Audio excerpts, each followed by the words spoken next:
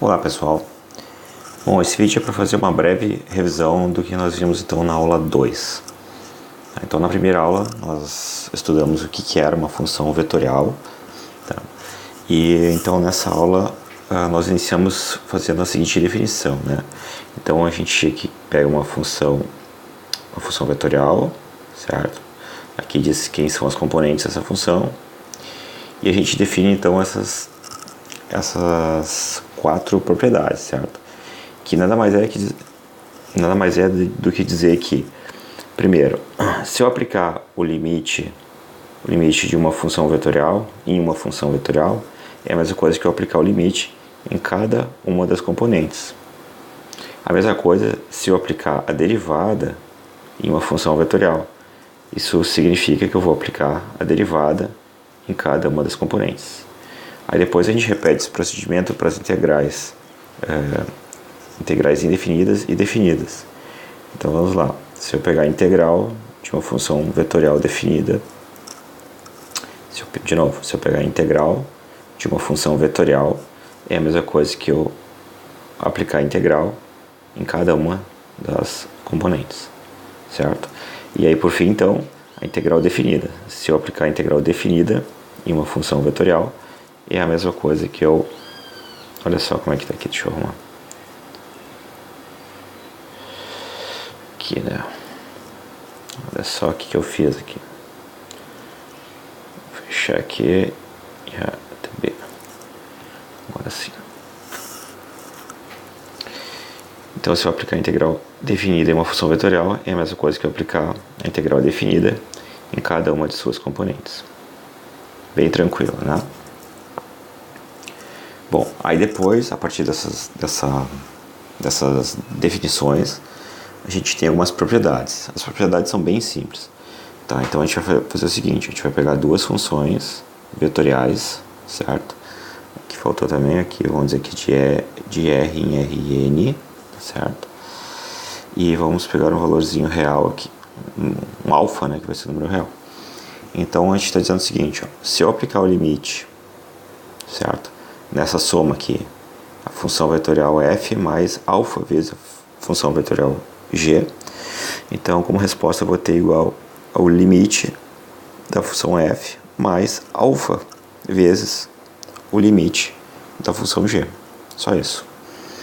Então, a gente consegue separar, então, esse limite, ele entra aqui, digamos assim, ele atua nesse cara aqui, nesse aqui, ele distribui, certo? A mesma coisa a gente vai fazer para as derivadas, depois para as integrais e integrais definidas. Então vamos lá.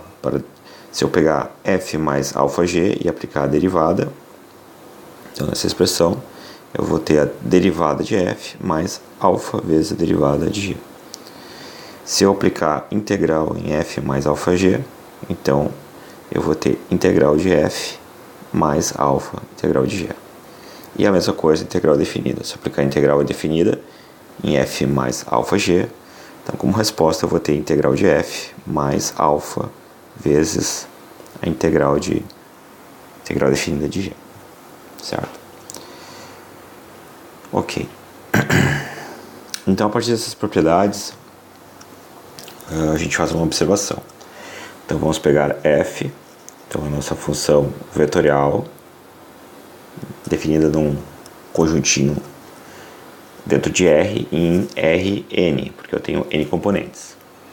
Se eu aplicar a derivada dessa função, certo? Então eu estou aplicando a derivada nesse vetor aqui, que é a definição da f.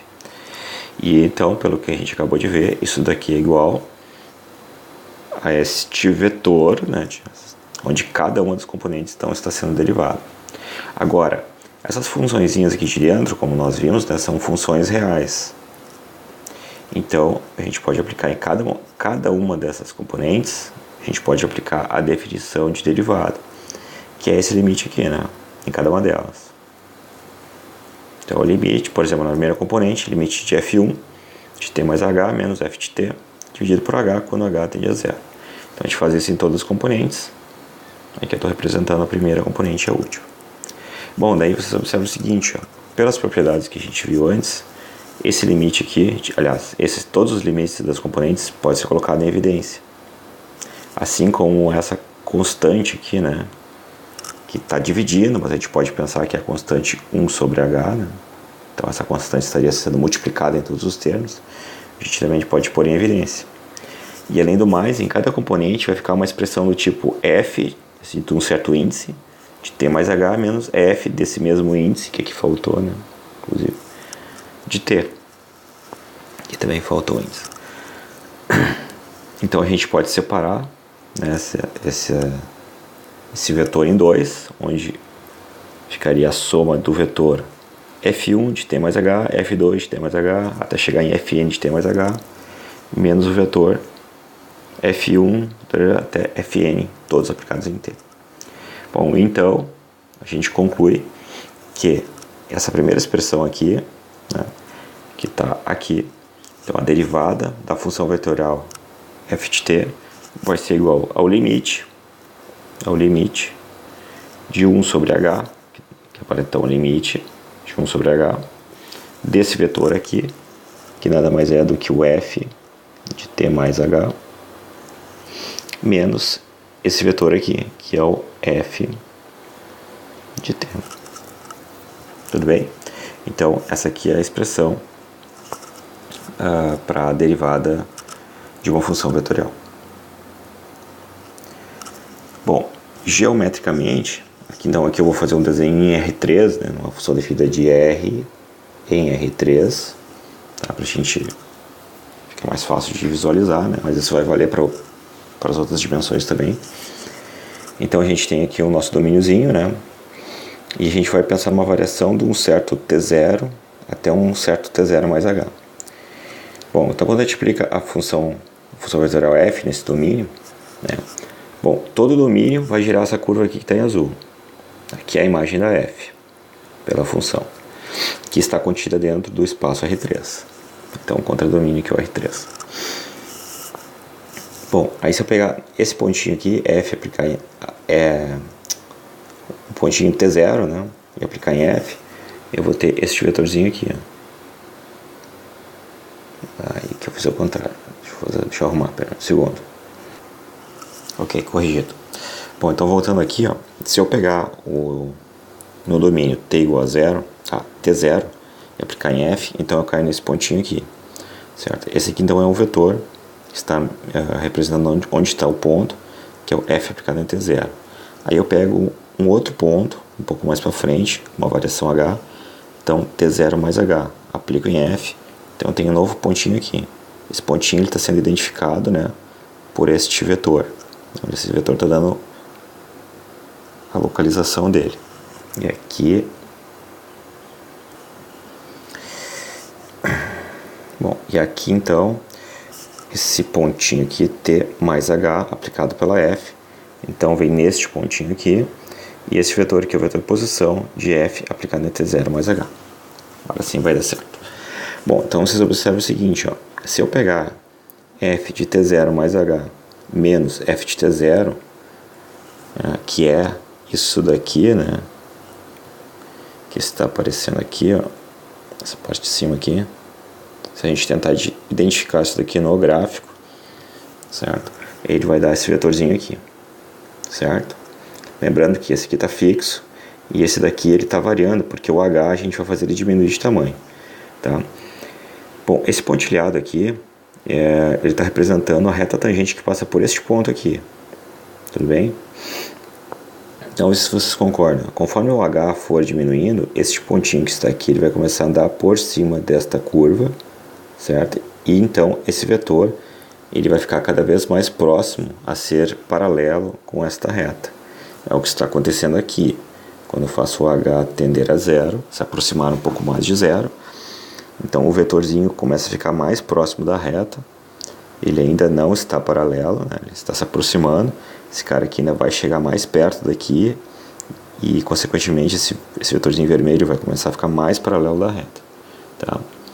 Então, isso é o que vai acontecer quando a gente fizer o limite do h tendendo a zero. E aqui deve ser um h. Aqui está horrível, mas aqui é um t0 mais h. Mais h. Só preparei, mas deu essa tretinha. Tudo bem. Certo, gente? Bom, então, o que vai acontecer? Quando eu aplicar de fato o limite, né, quando eu fizer o h tender a zero, aquele vetorzinho vai ficar paralelo à reta tangente, certo? Só que a gente não vai pegar simplesmente essa subtração. A gente vai pegar esse valor e vai dividir por h, certo? Então, o que vai acontecer? Esse cara aqui de cima vai tender a zero e o de baixo também vai tender a zero, certo? E a divisão, né, vai dar não vai dar zero, né, vai dar um valor. Na verdade, isso daqui é um vetor, né? E é como se a gente estivesse calculando então a derivada em cada uma das componentes, certo? É isso que a gente está fazendo. E quando a gente aplicar o limite, a gente vai ter exatamente o valor da derivada em cada uma das componentes. E então esse vetor, ele vai ser este cara aqui, ó, a representação geométrica dele. Eu estaria então, esse caso aqui, eu estaria pegando a função f, a função vetorial, derivando ela e aplicando no ponto t0. O ponto t0 está aqui, certo? Através da função f, ele foi levado neste pontinho aqui. Então essa aqui é a f aplicada em t0, que nem está aqui. E quando eu pego a derivada dessa função vetorial aplicada neste ponto t0, o que eu tenho é este vetor aqui, que é um vetor tangente à curva, a partir deste pontinho aqui, certo? Lembrando que essa curva C, ela é a imagem da função f, certo? Que nós estamos trabalhando. Tudo bem? Bom, então agora só para finalizar, vamos colocar dois exemplos bem rápidos, tá? Então, por exemplo, se eu tenho uma função aqui definida de 0 a infinito em R2, tá? Eu defini essa função como sendo t vezes cosseno t, t seno t. Tá? O gráfico dessa função vetorial aqui, ou seja, a imagem dessa função dentro do espaço R2 é dada por essa curva aqui em azul. Tá? Aí então eu peço para determinar quem que é a função f aplicada em 4π e também quem que é a função f derivada e aplicada em 4π. E aí eu peço para esboçar o gráfico, né? Ou seja, desenhar esses dois caras aqui em cima da imagem, né, da função f. Bom, nesse cantinho aqui eu fiz então os cálculos, né? Bom, a função f aplicada em 4π nada mais é do que 4π na primeira coordenada e 0 na segunda. Então, se a gente for representar este vetor aqui, ele vai ser exatamente esse carinha aqui que está em verde, certo? Agora, se eu pegar esta função vetorial e derivar ela, eu vou obter isso daqui, certo? Essa aqui é a função derivada. Então, eu pego esta função aqui e aplico em 4π. Aí eu obtenho o vetor 1 e 4π. Então, este vetor, né, este vetor ele é uma coisa assim, né? 4π para cá, não, perdão, é 1 para cá, como se fosse no eixo x, né? E como se fosse aqui um 4π no eixo y, seria uma coisa mais ou menos assim, né? Tudo bem? Então a gente vai pegar esse vetor aqui e vai desenhar ele a partir do ponto 4π 0, que é a partir daqui, ó. Então fica esse vetorzinho aqui, certo? Que é a representação da derivada. E se vocês observarem, ó, se vocês acompanharem essa função aqui, né? Se a gente faz t igual a 0, a gente está aqui na origem, e a gente vai aumentando t e a gente vai caminhando nesse sentido aqui, certo? Ó, a gente vem vindo nesse sentido. Então a gente passou por aqui. A gente está calculando a derivada nesse ponto aqui, ó, certo? Quando a gente calcula a derivada tem sempre que sair pela tangente, certo? Então ela está certinha com o que a gente já imaginava. Tudo bem? Mais um gráfico aí, mais um exemplo, só para fixar as ideias. Então a gente vai pegar f de 0 e 2π em R2, dada pela função f de t igual a, onde a primeira componente é t sobre 2 mais seno t, e a segunda componente é cosseno t. O gráfico dessa função aqui, essa curva aqui que está em azul, certo? Lembrando que o gráfico da função é uma curva dentro do seu contradomínio, certo? Então, no caso, essa curva aí, ela é a imagem da função. Tudo bem. Aí eu peço a mesma coisa que antes, né? Ou seja, similar, na verdade. Eu peço para determinar, então, f aplicado em π, Depois eu peço para determinar f' aplicada em π. E esboçar no gráfico, né? Ou seja, em cima da imagem da f. Bom, então a primeira coisa eu pego a função, eu aplico no ponto π, certo? E obtenho o vetor π meios menos 1, que está desenhado aqui, ó. Esse aqui em verde. Tá? Então ele está identificando este pontinho aqui. Tá? Bom, aí depois eu pego a função e derivo, certo? A função vetorial e derivo.